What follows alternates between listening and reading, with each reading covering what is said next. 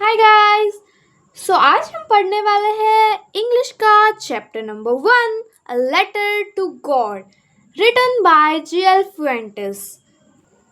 अभी मैं आपसे एक सवाल पूछना चाहती हूँ कि आप गॉड में बिलीव करते हैं? क्या आपको उनके चमत्कार पे विश्वास है? हाँ या ना? अभी यहाँ पे कुछ लोग बोलेंगे कि हाँ गॉड है, उनका चमत्कार है, और कुछ लोग ऐसा भी बोलेंगे कि नहीं, गॉड का चमत्कार नहीं होता है। आपके आंसर्स कमेंट कीजिए। In this chapter there is one main character named Lencho. Lencho है एक फार्मर जो गुड हार्वेस्ट की उम्मीद लेके बैठा है, पर उसको पता ही नहीं है कि आगे उसके साथ क्या होने वाला है। तो आपको जानना है ये चैप्टर में क्या है, तो देखिए। Beginning the chapter, the house, the only one in the entire valley, set on the crest of a low hill. From this height, one could see the river and the field of ripe corn dotted with the flowers that always promised a good harvest. यहाँ पे कहा गया है कि एक घर है। वो घर कहाँ पे सिचुएटेड है? वो top of the hill, crest means top of the हिल, वो सिचुएटेड है। वो घर पूरी वैली में सिर्फ एक ही है। वहां से सब कुछ क्लियरली दिख सकता है हमें। फॉर एग्जाम्पल इधर लिखा है कि rivers and field of ripe corn dotted with the flowers that always promised a good harvest.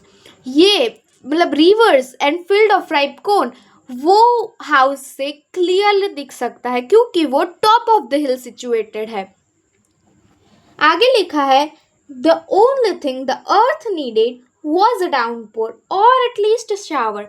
But वहाँ पे एक कमी है, बारिश नहीं गिर रही है वहाँ पे, इसीलिए यहाँ पे लिखा गया है कि एटलीस्ट थोड़ी सी तो बारिश गिरे।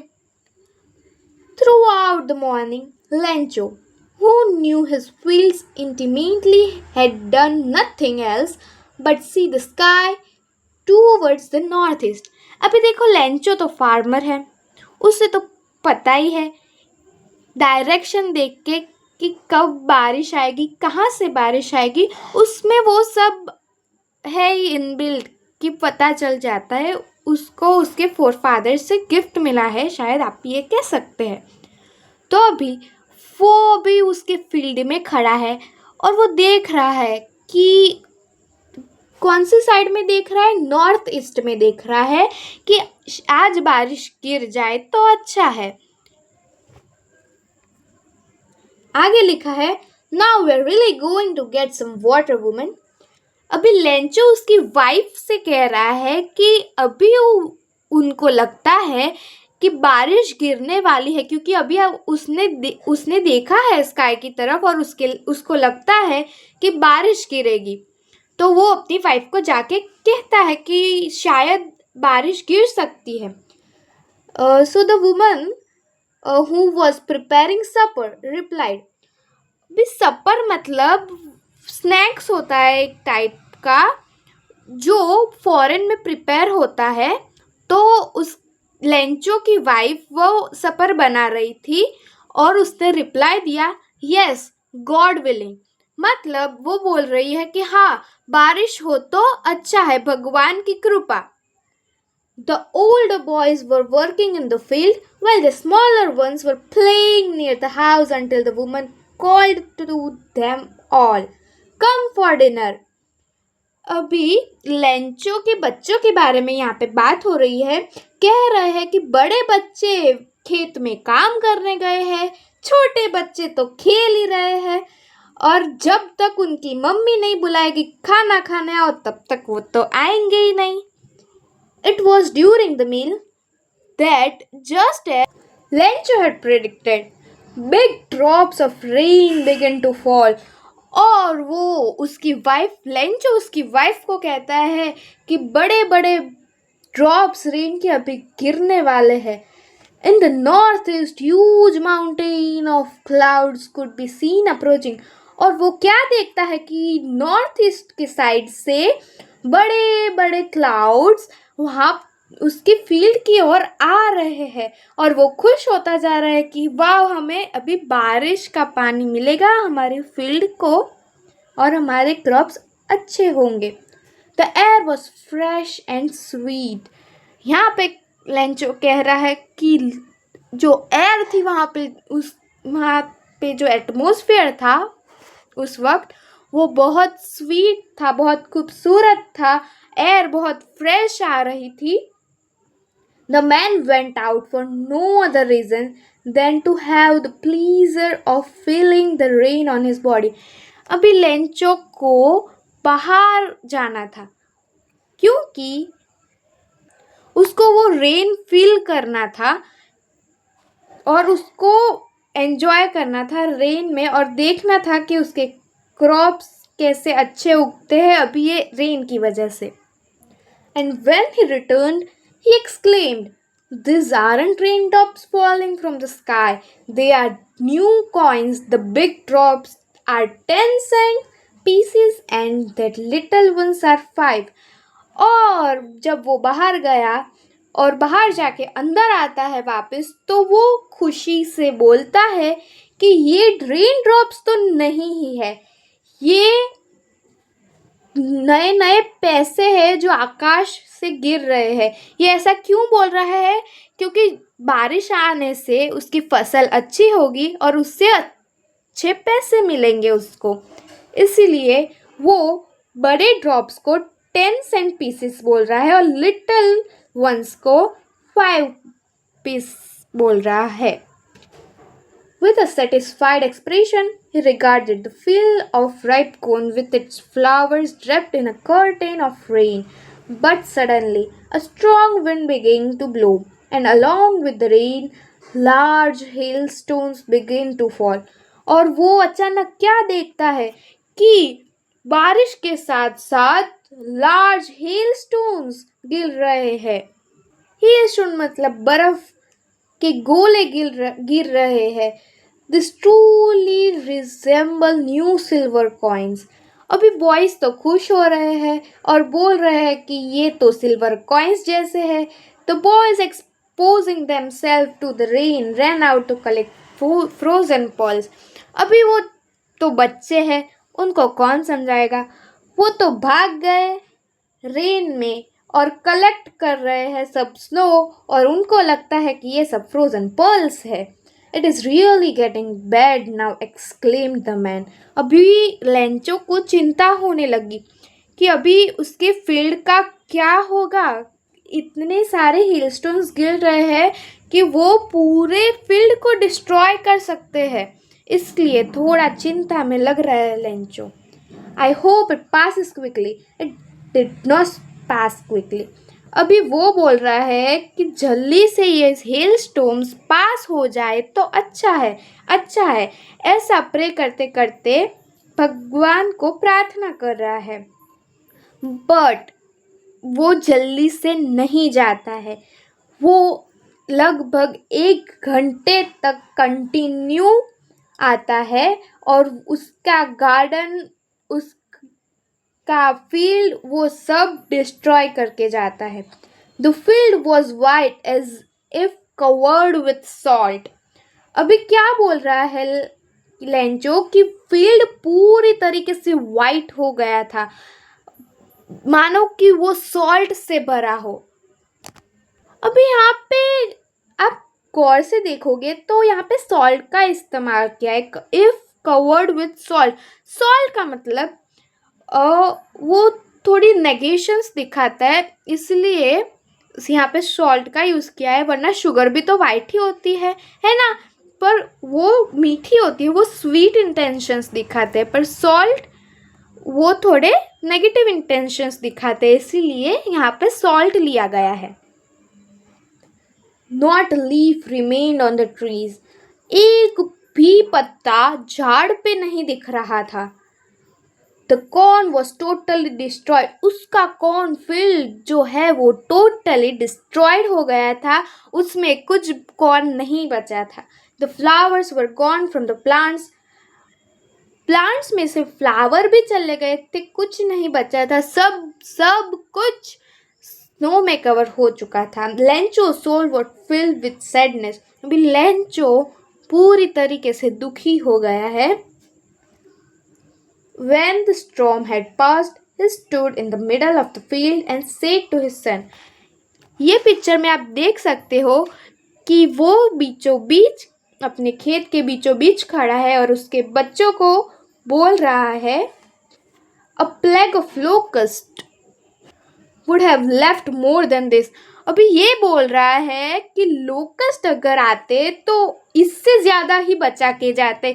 ये हेल स्टॉर्म ने तो कुछ भी नहीं छोड़ा है, हमारे लिए खाने के लिए भी कुछ नहीं है। अभी हम पूरे साल क्या करेंगे? The hail has left nothing this year. We will have no corn. अभी ये पूरा साल उनको खाने के लिए कॉर्न नहीं मिलेगा। The night was sorrowful one. वो सबसे दुखद नाइट थी लेंचो के लिए। That all our work for nothing. वो लेंचो ने इतनी मेहनत की, उसके बच्चों ने भी इतनी मेहनत की, सब पानी उस पे सब पानी फिर गया। अभी क्या करेंगे ये लोग? There is no one who can help us. We'll all go hungry this year. अभी लेंचो कह रहा है कि हमें तो कोई हेल्प करने वाला है ही नहीं, अभी हम क्या करेंगे? अभी ये पूरा साल हम भूखे रहेंगे। But in the hearts of all who lived in that solitary house in the middle of the valley, there was a single hope, help from God.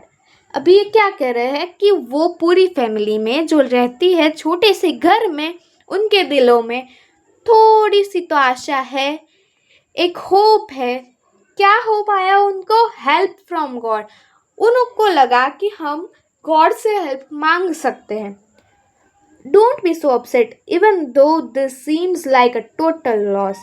Remember no one dies of hunger.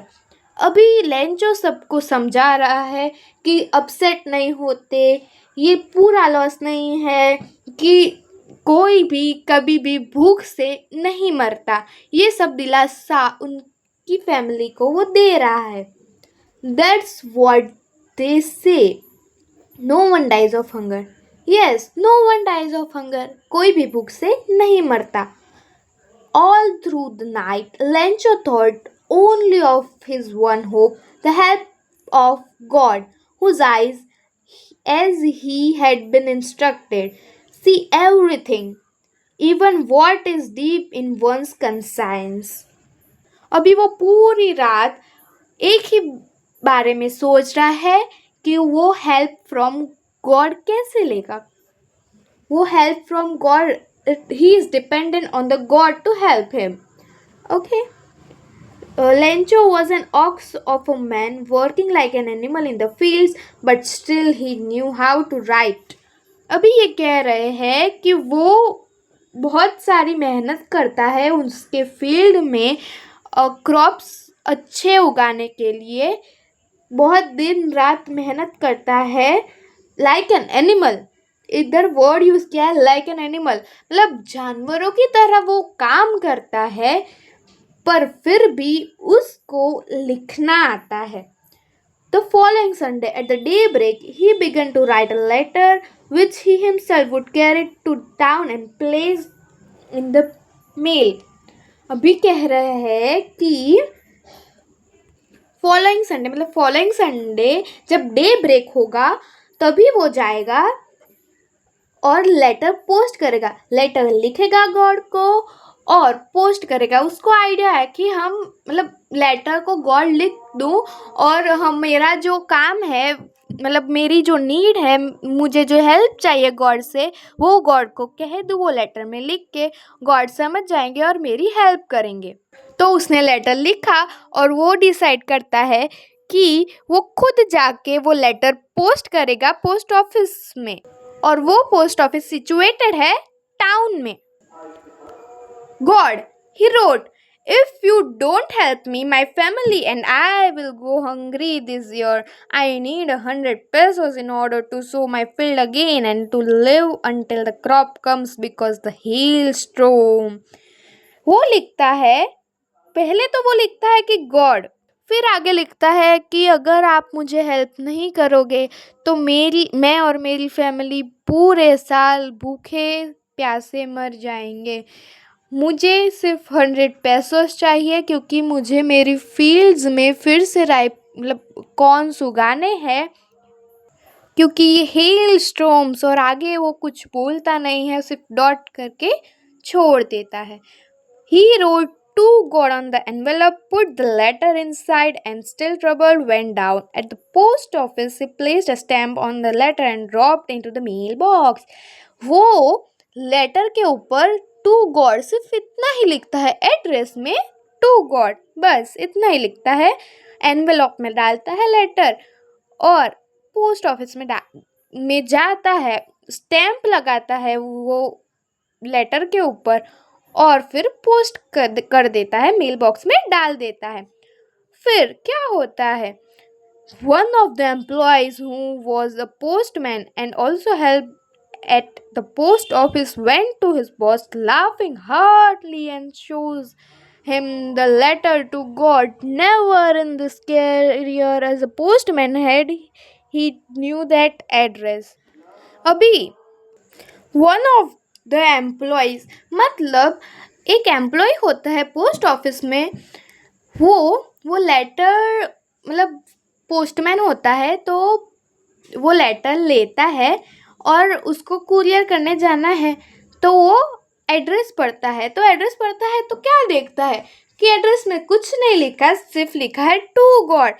तो वो postman हंसने लगता है, बहुत ज़ोर से हंसने लगता है और सोचता है कि मेरे करियर में तो मैंने आज तक ये एड्रेस कभी देखा ही नहीं है, ये क्या एड्रेस लिख दिया है इसने, ये पागल आदमी है। और वो लेटर वो जाके अपने सीनियर को, पोस्ट मास्टर को जाके दिखाता है। The post master, a fat amiable hello, also broke out laughing. अभी उसका पोस्ट मास्टर भी ये लेटर पढ़ के हंसने लगता है जोरों जोरों से, बट ऑलमोस्ट इमीडिएटली ही turn serious and tapping the letter on his desk commented, what faith, I wish I had the faith of the man who wrote this letter, starting up a correspondence with God. पहले तो वो post master जोरों जोरों से हंसने लगता है, पर सडनली उसको पता नहीं क्या हो जाता है कि वो सीरियस हो जाता है और सोचने लगता है कि वाह, ये इंसान का क्या फेथ है गॉड के प्रति। वो सोचता है कि काश मेरा भी ऐसा फेथ होता गॉड के प्रति, और सोचता है कि जिसने भी ये लेटर लिखा है उसका फेथ ग्रेट है कि उसको गॉड से बातें करना है, हेल्प भी लेना है, ऐसा सब। So in order to not shake the writer's faith in God, the postmaster came up with an idea, answered the letter. So अभी वो पोस्टमास्टर सोचता है कि लेंचो का फेथ हम टूटने नहीं देंगे। अभी पोस्टमास्टर सोचता है कि ये लेटर को तो मुझे रिप्लाई करना ही पड़ेगा, मतलब वो उस लेटर को आंसर देगा। But when he opened it, it was evident that to answer it, he needed something more than goodwill, ink and paper. But he stuck to his resolution. He asked for money from his employees. He himself gave a part of his salary, and several friends of his were obliged to give something for an act of charity. अभी ये सोचता है कि मुझे अपनी अच्छाई से अच्छाई, इंक और पेपर से ज़्यादा भी कुछ चाहिए होगा, क्योंकि लेटर में तो लेंचो ने पैसे मांगे हैं। तो अभी वो तो क्या करेगा, पर वो अपने रेजोल्यूशन पे स्टक है, मतलब वो उसकी हेल्प करना ही चाहता है। तो अभी उसने अपने एम्प्लॉयज़ से पूछा, अपने एम्प्लॉयज़ से हेल्प ली, फिर उसने अपनी सैलरी से भी पार्ट दिया, फिर अपने फ्रेंड से पूछा, चैरिटी है करके वो सबसे फंड कलेक्ट करता है लेंचो को पैसे देने के लिए। It was impossible for him to gather the 100 pesos. अभी ये कह रहे हैं कि उसके लिए तो 100 पेसोस कलेक्ट करना इम्पॉसिबल जैसा था। So he was able to send the farmer only the little more than half. He put the money in envelope addressed to the Lencho and with it letter containing only a single word as a signature, God. फिर उसके बस में तो नहीं था कि 100 पैसों दे सके, पर उसने हाफ से भी ज़्यादा दिए उसको पैसे, वो एनवेलप में डाले और सिग्नेचर की God. The following Sunday Lencho came bit earlier than usual to ask if there was a letter for him. It was the postman himself who handed the letter to him, while the postmaster, experiencing the good contentment of a man who has performed a good deed, looked on from his office. अभी following Sunday Lencho तो भाई जल्दी आ जाता है उसके letter के answer के लिए. तो पोस्टमैन ने खुद ही वो लेटर लेंचो के हाथ में दिया और पोस्टमास्टर अपने ऑफिस में बैठ के ये सब देख रहे हैं और वो देखना चाहते हैं लेंचो के फेस में जो खुशी आती है वो. Lencho showed not the slightest surprise on seeing the money. Such was his confidence, but he became angry when he counted the money. God would not have made a mistake, nor could have denied Lencho what he had requested. फिर Lencho तो पैसे देख के बिल्कुल खुश, मतलब shock नहीं है, कुछ भी सरप्राइज नहीं दिख रहा है उसको, क्योंकि उसको कॉन्फिडेंस था कि गॉड उसके लेटर का आंसर देंगे ही.